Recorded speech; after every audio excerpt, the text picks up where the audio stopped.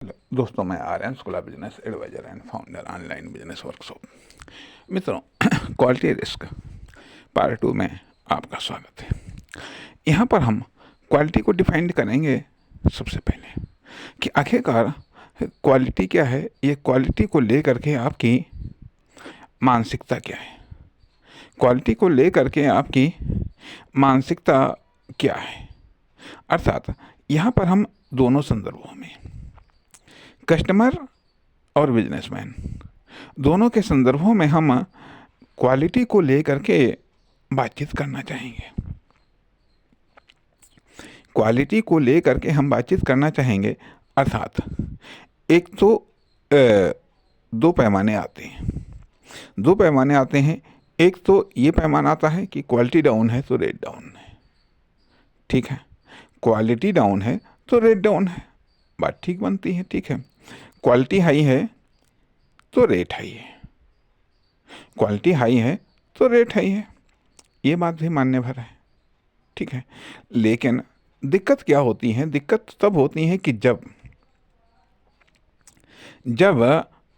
Rate high होते हैं या जो रेट है, अर्थात जो रेट है उसके अनुसार क्वालिटी नहीं मिलती है, उसके अनुसार क्वालिटी नहीं मिलती है, या रेट डाउन है लेकिन क्वालिटी उससे भी डाउन है। रेट डाउन है तथा क्वालिटी उससे भी डाउन है।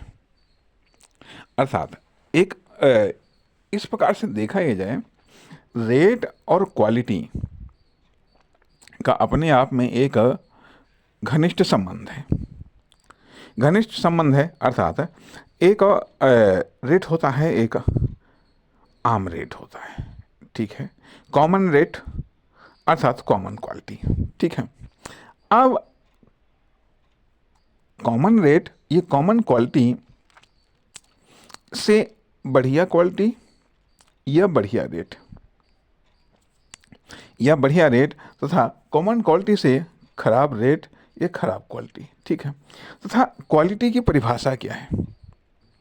क्वालिटी की परिभाषा क्या है? कोई किसी चीज़ के आधार पर क्वालिटी का आकलन करता है, कोई किसी चीज़ के आधार पर क्वालिटी का आकलन करता है, कोई किसी के आधार पर क्वालिटी का आकलन करता है, कोई किसी के आधार पर क्वालिटी का आकलन करता है।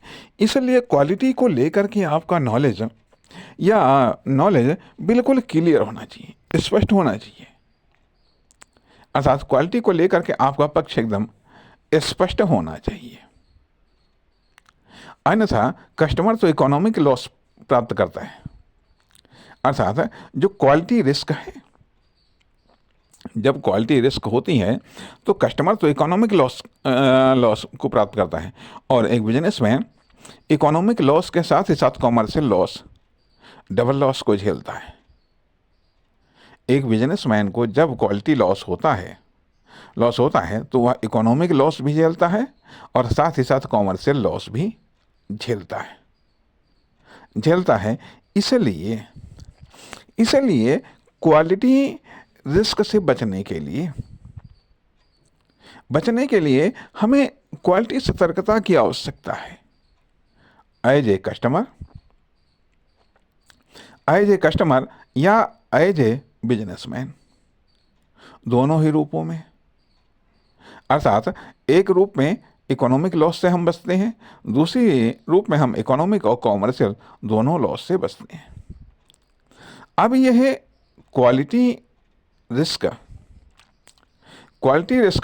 होती कहाँ पर है, कैसे होती है? अर्थात जब भी आप कॉमर्शियल परचेजिंग या नॉन कॉमर्शियल परचेजिंग करेंगे, जब भी आप कॉमर्शियल परचेजिंग या नॉन कॉमर्शियल परचेजिंग करेंगे तो आपके सामने जो प्रोडक्ट हैं या सर्विस हैं उनकी क्वालिटी को आप कैसे चेक करेंगे? यदि आप उनकी क्वालिटी को आप नहीं चेक करते हैं, जितना आप नहीं चेक करेंगे उतना ही आपके लिए क्वालिटी रिस्क होगी। जो आप चेक नहीं करेंगे उतनी ही आपके पास में आपके लिए क्वालिटी रिस्क होगी। आमतौर पर कहा यह जाता है कि विश्वास विश्वास आसानी से नहीं पनपता, लेकिन विश्वास में ही धोखा होता है। विश्वास में ही धोखा होता है। इसलिए क्वालिटी रिस्क एक वर्तमान में अध्ययन का एक महत्वपूर्ण विषय बन गया है, एक बिजनेस के लिए, कस्टमर के लिए भी, एक बिजनेस के लिए भी, एक बिजनेसमैन के लिए भी और एक कस्टमर के लिए भी। क्वालिटी का अध्ययन, क्वालिटी की स्टडी या फिर क्वालिटी का अध्ययन कितने लेवल पर करना चाहिए, या क्वालिटी का अध्ययन क्या व्यापक रूप में करना चाहिए। और वास्तव में वर्तमान समय में क्वालिटी का अध्ययन एक व्यापक रूप में करना चाहिए, व्यापक रूप में करना चाहिए क्वालिटी का अध्ययन। क्वालिटी का अध्ययन, अब क्वालिटी का अध्ययन कितने लेयर में किया जाता है, कितने लेयर में किया जाता है, अर्थात वर्कर के मामले में भी प्रॉब्लम आ जाती है, वर्कर के मामले में भी प्रॉब्लम आ जाती हैं। कहने का अर्थ यह बनता है कि जब आप क्वालिटी के प्रति सतर्क हो जाती हैं और उसके बाद में आप अपने अनुभव में देखेंगे बहुत सारी जगहों पर आप क्वालिटी रिस्क आप उठाएंगे, अर्थात क्वालिटी का लॉस आप पाएंगे, अर्थात क्वालिटी लॉस के चक्कर में आप अपना इकोनॉमिक लॉस या अपना कॉमर्शियल लॉस करते हुए पाएंगे। इसलिए अब हम समझ रहे हैं कि क्वालिटी पर चर्चा करना नितांत आवश्यक है, नितांत आवश्यक है।